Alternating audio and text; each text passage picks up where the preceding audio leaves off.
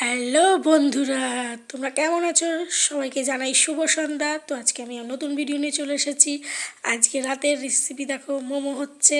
তোমরা তো প্রথমে দেখতেই পেরে গেছো আমার ক্যাপশানি।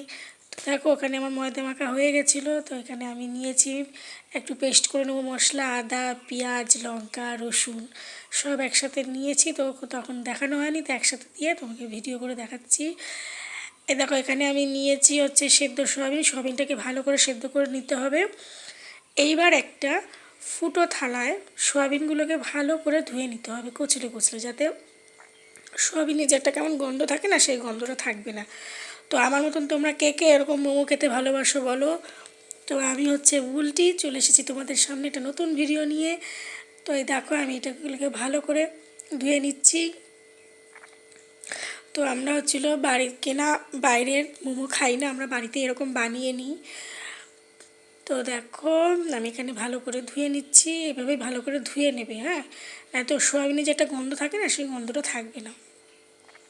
তো তোমরা যারা যারা মানে মোমো খেতে ভালোবাসো, তারা অবশ্যই কমেন্ট করে জানিও। এই দেখো, আমি এখানে সোয়াবিনগুলোকে ভালো করে ধুয়ে নিয়ে এবার এখানে মিক্সচারে দিয়ে দিচ্ছি। এবার এটাকে পেস্ট করবো। তো একদম কিন্তু শুকনো শুকনো পেস্ট করবে। তোমাদের যদি অল্প সামান্য জল লাগে তো অল্প একটু জল দেবে।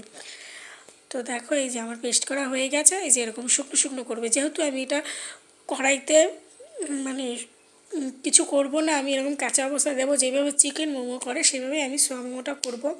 তো আমি এখানে দিয়ে দিলাম লবণ। এরপর এখানে দিচ্ছি আমি সাদা জিরের গুঁড়ো।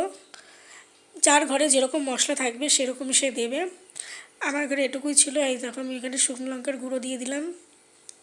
এখানে আরও অনেক কিছু অ্যাড করা যায়, তো আমি সামান্য এগুলোই দিলাম। ধনেপাতা কুচি, তারপরে সয়া সস, তো আমি এই দিলাম। দিয়ে এখন ভালো করে মেখে নিয়েছি। এই যে আমার পুরটা এখন রেডি হয়ে গেছে।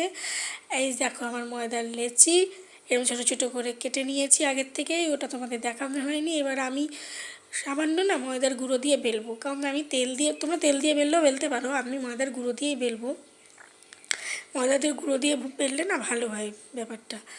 এবার দেখো, ছোটো ছোটো করে একদম বেশি পাতলা বড়ও হবে না, বেশি মিডিয়াম সাইজের মতন করে বেলে নিয়েছি। এবার আমি তোমাদের পুরটা ভরে দেখাবো। চলো, এই দেখো আমার বেলা কমপ্লিট। এবার দেখো, আমি পুরটা ভরে নিচ্ছি। তোমরা তোমাদের মতন করে পুর ভরবে, একটু বেশি বেশি করে দিলেই ভালো হয়। আবার বেশিও দেওয়া যাবে না, কারণ ফেটে যেতে পারে। এবার যে যেরকম শেপ পারবে সেরকমভাবেই দেবে। আমি এরকম শেপ দিয়ে বানিয়েছি, কারণ আমি এরকম শেপই পারি। তো বাড়িতে খাবো, অত ডিজাইন করার কী দরকার বলো, আমি তো আর দোকানে যাচ্ছি না। তাই দেখো, আমার রেডি মোমো। চলো, তোমাদের সঙ্গে আরেকটা মোমো আরেক ধরনের শেপ আমি রেডি করে দেখাচ্ছি। তো আমি বেসিক্যালি এই দুটো শেপই রেডি করে থাকি। তো তোমরা যদি অন্য কেউ মানে ডিজাইন করে থাকো তো অবশ্যই আমাকে কমেন্টে জানিও বা বলো, আমি সেরকম চেষ্টা করব। তো দেখো, এই যে আমার মোমো, এই যে আরেকটা শেপ, এই দুটো শেপই আমি করে থাকি। তো দেখো, হয়ে গেছে আমার রান্না। চলো, তোমাদের সঙ্গে গল্প করতে করতে আমার এখন অনেকগুলো মোমো রেডি করে নিতে হবে। এই দেখো, রেডি করা হয়ে গেছে। তোমাদের সাথে কথা বলতে বলতে এখনও অনেকগুলো বাকি। তো তোমাদের সাথে কথা বলতে বলতে আমি ওগুলো রেডি করে নিই। এই দেখো, আমি বাড়িতে না মোমো বানানোর জিনিস কিছু নেই, তো আমি নিচেই কড়াইতে জল দিয়ে তার উপর ওই ফুটো থালাটা দিয়ে মোমোগুলোকে দিয়ে ঢেকে রেখে আমি এভাবে স্টিম করি। তো আমার রেডি হয়ে গেছে মোমো। চলো, আমার ভিডিওটা কার কার ভালো লেগেছে অবশ্যই সাবস্ক্রাইব করে দিও, অবশ্যই কমেন্টে জানিও। তো দেখো, এই যে আমার মোমো রেডি হয়ে গেছে। চলো, আমি এখন খেয়ে নিচ্ছি। দেখাচ্ছি নেক্সট ভিডিওতে। টাটা।